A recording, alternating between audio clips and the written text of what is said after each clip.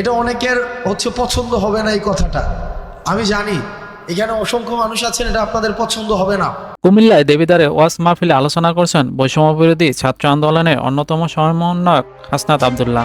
সামাজিক যোগাযোগ মাধ্যমে ছড়িয়ে পড়েছে তার এই বক্তব্য। জুলাই অভ্যুত্থানের পর বিভিন্ন মঞ্চে হাসনাতকে কথা বলতে দেখা গেলেও এই প্রথম কোনো মাহফিলে তাকে আলোচনা করতে দেখা গেছে।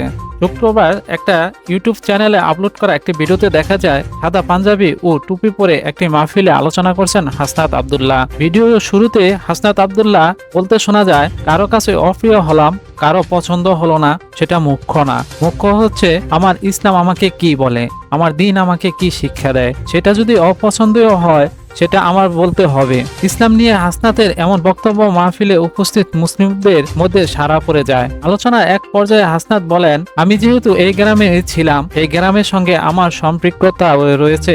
এই গ্রামে এক ধরনের অর্থনৈতিক বিনিময় প্রচলিত রয়েছে, যেটাকে আপনারা নাম দেন পত্তন। এটাকে যে নামে ডাকেন না কেন, এটা সরাসরি সুদ। আমার পরিবার সহ আশপাশে অনেকে আছেন এ ধরনের বিষয়ের সঙ্গে সম্পৃক্ত ছিল, কিন্তু আমরা যখন বুঝেছি, যখন পড়াশোনা করে জেনেছি, আলেমদের থেকে পরামর্শ নিয়েছি, বিশ্বাস করেন সেই দিন থেকে আমরা এই পথ থেকে ফিরে এসেছি। এক পর্যায়ে হাসনাত বলেন, এই যে আমরা দেখি টাকা থেকে টাকা বৃদ্ধি পায়, এটা অসংখ্য পরিবারকে নিঃস্ব করে দেয়। আপনি আমাকে অপছন্দ করেন, সেটা আমার দেখার বিষয় না, কিন্তু সুদকে সামাজিকভাবে প্রতিরোধ করতে হবে। আপনাদের কাছে অনুরোধ থাকবে, আপনারা সুদকে বন্ধ করে দেন। আপনারা যদি আমাদেরকে সহায়তা করেন, আমরা চেষ্টা করব সামাজিক ঋণকে সহজলভ্য করার। এ সময় তিনি বলেন, ইসলাম তো পূর্ণাঙ্গ জীবন ব্যবস্থা। ইসলাম দুনিয়া নিয়েও কথা বলে, দুনিয়া পরবর্তী বিষয় নিয়েও কথা বলে। আমাদের দুই একটা সমন্বয় ঘটাতে হবে।